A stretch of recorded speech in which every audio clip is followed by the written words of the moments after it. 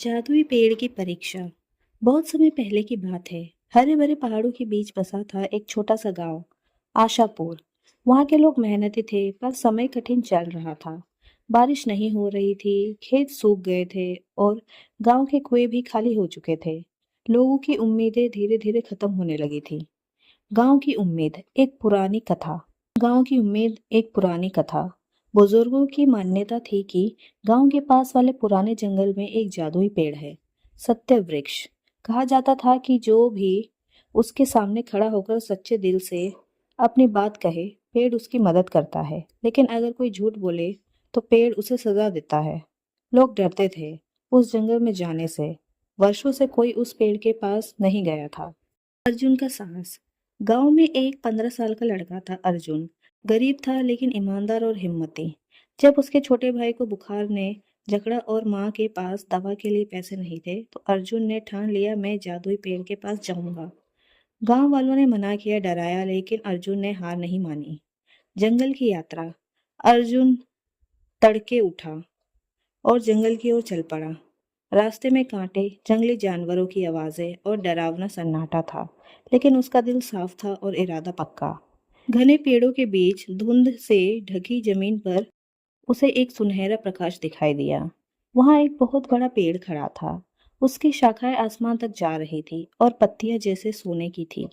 वही था सत्य वृक्ष। पेड़ की परीक्षा। जैसे ही अर्जुन पेड़ के पास पहुंचा, हवा तेज हो गई। पेड़ से एक गहरी आवाज आई, बताओ बालक, तुम यहाँ क्यों आए हो? अर्जुन बोला, मेरा भाई बीमार है, माँ के पास दवा के लिए पैसे नहीं है।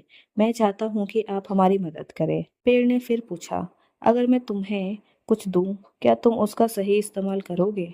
अर्जुन ने सिर झुकाया, मैं कुछ भी बेचकर पैसे नहीं कमाऊंगा, सिर्फ भाई की दवा के लिए लूंगा। कुछ क्षणों की खामोशी के बाद पेड़ की शाखाएं हिली और जमीन से एक छोटी थैली निकली, जिसमें सोने के 2 सिक्के और एक कागज का टुकड़ा था। पेड़ ने कहा, इन सिक्कों से अपने भाई का इलाज कराओ, लेकिन ध्यान रखना, लालच किया तो ये सिक्के राख बन जाएंगे। अर्जुन ने धन्यवाद कहा और गांव लौट आया। लालच की सजा। जब गांव वालों को पता चला कि अर्जुन को सच में मदद मिली है, तो कुछ लालची लोग भी जंगल की ओर भागे। वे झूठ बोलने लगे। कोई बोला, मैं भूखा हूँ, जबकि उसके पास खाना था। किसी ने कहा, मैं गरीब हूँ, लेकिन उसने गहने छुपा रखे थे। सत्य वृक्ष ने किसी को कुछ नहीं दिया, बल्कि झूठ बोलने वाले वहां से भटकते भटकते कभी गांव लौट ही नहीं पाए। अंत और शिक्षा। अर्जुन ने अपने भाई का इलाज करवाया। कुछ बची राशि से उसने गांव में एक छोटा सा दवाखाना शुरू किया, जहां गरीबों का मुफ्त इलाज होता था।